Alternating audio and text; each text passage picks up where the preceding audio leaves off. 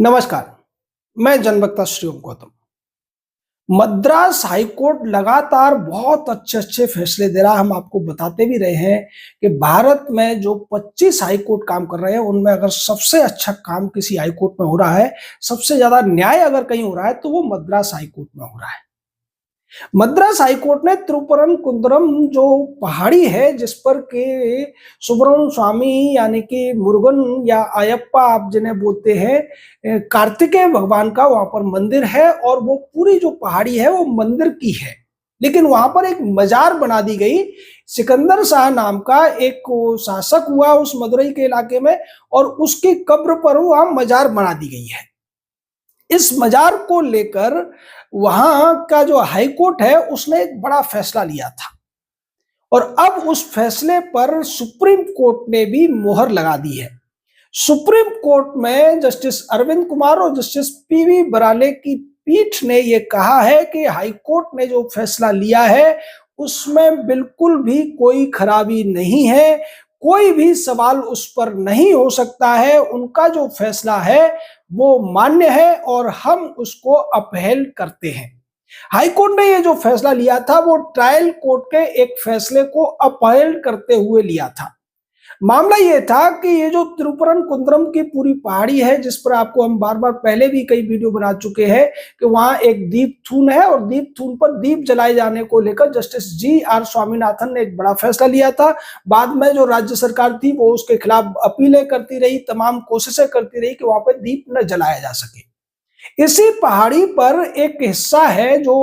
उस मंदिर के पीछे पड़ता है और वहां पर जो सिकंदर शाह नाम का मदुरई इलाके का एक पूर्व का शासक था, उसकी कब्र है और कब्र पर बाद में लोगों ने मजार बना दी। अब इस मजार पर होता क्या है कि यहाँ इनका एक सालाना कार्यक्रम होता है और उस कार्यक्रम के दौरान ये लोग वहाँ बकरे और मुर्गे की बलि चढ़ाते हैं और उसका बाद में उसको वहीं पर पकाते हैं और पकाने के बाद में वो वहाँ लोगों को बांटा जाता है। इस सब को लेकर ट्रायल कोर्ट में एक मामला था, उसमें ट्रायल कोर्ट ने यह फैसला दिया था कि इसकी इजाजत वहां नहीं दी जा सकती क्योंकि तिरुपरम कुंद्रम की जो पहाड़ी है न केवल वहां पर भगवान मुरुगन का मंदिर है, वहां जैन मंदिर भी है और तमाम जो धार्मिक रीति रिवाज है वो इसकी इजाजत नहीं देते कि वहां जानवर की बलि दी जाए या मांसाहार पकाया जाए। इसको लेकर लोगों ने कोर्ट्स में तमाम दलीलें दी लेकिन कोर्ट ने उनके खिलाफ फैसला दिया तो वो हाई कोर्ट पहुंच गए और हाई कोर्ट में जस्टिस निशा बानू और जस्टिस एस श्रीमती की पीठ ने इसकी सुनवाई की थी। जस्टिस निशा बानू ने कहा कि इसमें कोई बुराई नहीं है, वो उनकी परंपरा है तो उन्हें उसकी छूट दी जानी चाहिए और अंग्रेजों के जमाने से उस पहाड़ी का वो हिस्सा मुसलमानों के हिस्से में तो वो वहां कुछ भी कर सकते हैं। लेकिन जस्टिस एस श्रीमती ने साफ कर दिया था कि इस तरीके की छूट देने का मतलब है कि जो तिरुपरम कुंद्रम का पूरा जो पहाड़ी है जो कि एक मंदिर के स्वामित्व में है हजारों साल से, उसकी जो आस्था है, उसकी जो पवित्रता है उसको भंग करने के बराबर होगा। इसलिए जो जो वर्डिक्ट था वो स्प्लिट वर्डिक्ट हो गया। उसके बाद चीफ जस्टिस ने, मद्रास हाई कोर्ट के चीफ जस्टिस ने एक और जज के सामने ये फैसला मामला दिया और उन्होंने भी जो कुछ जस्टिस एस श्रीमती ने कहा था उसी की लाइन में कहा कि उनका फैसला सही है। इस पहाड़ी के ऊपर इस तरीके के किसी भी कार्यक्रम की छूट नहीं दी जा सकती है। और जस्टिस एस श्रीमती ने एक और बात इसमें कही थी कि वहां पर आप हर हफ्ते या साल पूरे साल इस तरीके के आयोजन नहीं कर सकते हैं। केवल बकर ईद और जो रमजान का महीना है उसी के दौरान मुस्लिम वहां पर इबादत कर सकते हैं या जा सकते हैं। अब इस मामले के खिलाफ जो वहां का जो लोग थे, जो मोमडन पक्ष के लोग थे, वो सुप्रीम कोर्ट आ गए और वहां पर उनके वकील थे प्रशांत भूषण। आप सोचिए कि जो प्रशांत भूषण, सिब्बल सिंघवी टाइप के जो लोग हैं, ये इसी तरीके के मौके की तलाश में रहते हैं कि जब भी ऐसा कोई आस्था से जुड़ा हुआ, आस्था से खिलवाड़ करने वाला मामला आता है तो ये सबसे पहले वहां पर वकील बनकर पहुंच जाते हैं। अब कहा तो यह जाता है कि ये इस तरीके के केसेस को प्रो बोनो यानी कि मुफ्त में लड़ते हैं, लेकिन ऐसा नहीं है। इनकी जो फाइनेंसिंग या फीस दी जाती है वो हलाल सर्टिफिकेट बांटने वाली जो संस्थाएं हैं उन लोगों की तरफ से की जाती है जो कि अनऑफिशियल या अंडर टेबल होता है। यहाँ पर प्रशांत भूषण ने यह दलील दी कि मोहम्मडन लोगों के यहाँ ये सारी जो परंपराएं हैं ये स्वीकार्य है, आज तक इस पर कोई झगड़ा नहीं हुआ है, तो फिर वहां आप लोगों को जाने से कैसे रोक सकते हैं? केवल आप बकरीद और रमजान के महीने के लिए सीमित कैसे कर सकते हैं? इसको लेकर दूसरे पक्ष के वकील ने कहा कि ये चूंकि पूरी की पूरी जो पहाड़ी है वो त्रिपुरन कुंद्रम की पहाड़ी उन मंदिरों के लिए है जिसमें कैलाश मंदिर भी है, जैन मंदिर भी है और भगवान मुरुगन का भी मंदिर है। तो इस तरीके की छूट देने का मतलब होगा आस्था से खिलवाड़ होना। यहाँ पर प्रशांत भूषण ने एक और दलील दी कि अब तक वहां कोई किसी तरीके का झगड़ा फसाद नहीं हुआ है, तो जस्टिस अरविंद कुमार ने कहा कि अगर झगड़ा नहीं हुआ होता तो फिर वहां पर पीस कमेटी की मीटिंग कैसे हुई? और ये पिछले बार भी देखने को मिला था जब जस्टिस एस श्रीमती एक मामले की सुनवाई कर रही थी, तो मामला ये आया था कि वहां जो मोमडन लोग थे, जो मजार पे जाने वाले लोग थे, वहां उन्होंने दीप चून वाली जगह पर एक झंडा फहरा दिया था। इसको लेकर उन्होंने स्थानीय पुलिस को डांटा था और ये कहा था कि उनके होते हुए ये झंडा कैसे फहरा दिया गया, और अगर वह झंडा फहराया गया तो मंदिर प्रशासन का जो अधिकारी था, जो कि राज्य सरकार का ही एक अधिकारी वहां पे था, उसने इसके खिलाफ एफआईआर क्यों नहीं की? यानी आप सोचिए कि जो त्रिपुरन कुंद्रम की पहाड़ी है उसमें करीब 33% जमीन जो है इन लोगों को दे दी गई है,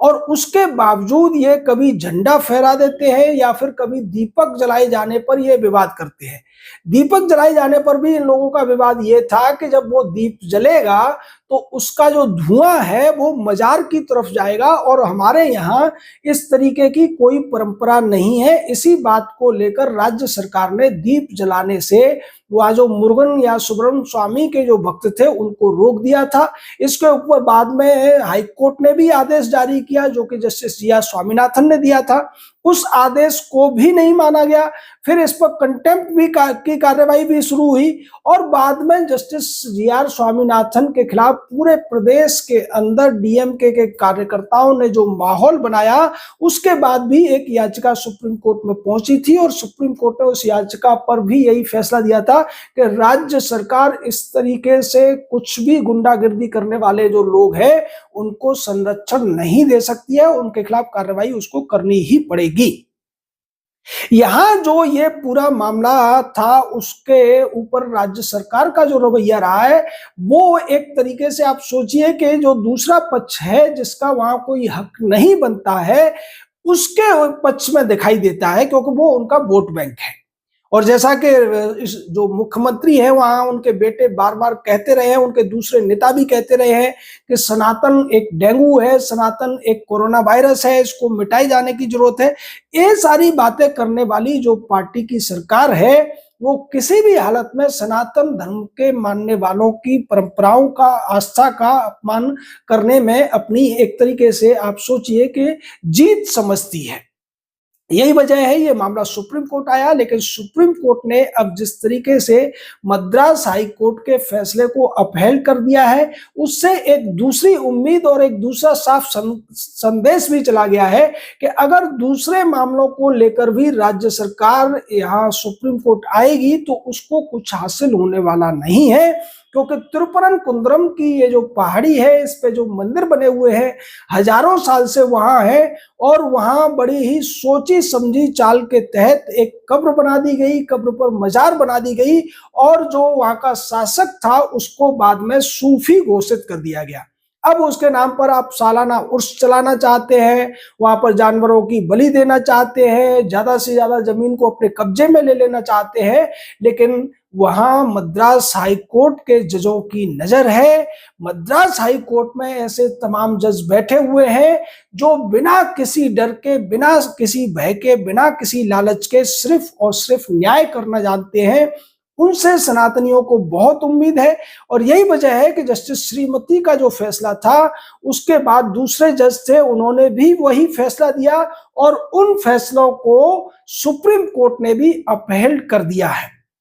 यहाँ जो जस्टिस निशा बानू का फैसला था उसके ऊपर आप सोच सकते हैं कि निशा बानू ने किस तरीके से मुस्लिम पक्ष की बात को स्वीकार कर लिया था और ये कहने की कोशिश की थी कि चूंकि इस मामले में प्रिवी काउंसिल भी इनके पक्ष में फैसला दे चुकी है, मोमडन्स की अपनी अलग रिवायतें होती हैं, अलग उनके तरीके होते हैं, तो उन्हें उस तरीके से पूजा या अपनी इबादत करने की छूट दी जानी चाहिए। जस्टिस निशा बानू को यहाँ पर मांस पकाए जाने या उसकी बलि दिए जाने से भी कोई दिक्कत नहीं थी, जबकि ये जो मजार बनी हुई है उसके ही साइड में एक जैन मंदिर है और जैन धर्म में आप जानते हैं वहां इस तरीके की किसी भी हिंसा को स्वीकार नहीं किया जाता है। फिर एक सवाल यह भी है कि इनके यहाँ जो कब्र बनाने की जो परंपरा है वो मिट्टी में कब्र बनाई जाती है, पहाड़ी के ऊपर कैसे कब्र बन सकती है? क्योंकि इनके यहाँ कहा जाता है खाकसार होना या सुपुर्दे खाक होना, तो जब वहां मिट्टी है ही नहीं तो पहाड़ पे आपने कैसे किसी व्यक्ति को सुपुर्दे खाक कर दिया, जबकि वो वहां का शासक भी था? क्या उस शासक के लिए इस्लाम की परंपराओं का पालन नहीं किया गया था? अगर किया गया था, उसको सुपुर्दे खाक किया गया था, तो फिर वहां मजार होने का या कब्र होने का सवाल ही नहीं उठता है।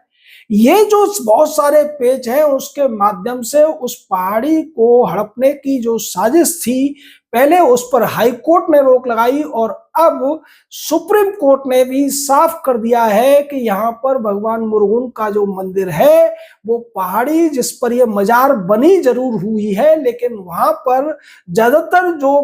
परंपराएं हैं वो सनातनियों की ही चलेंगी।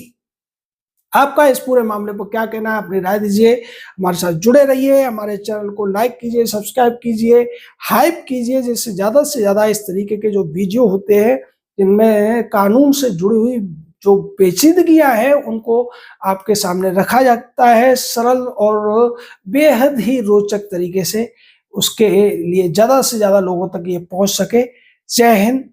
जय भारत।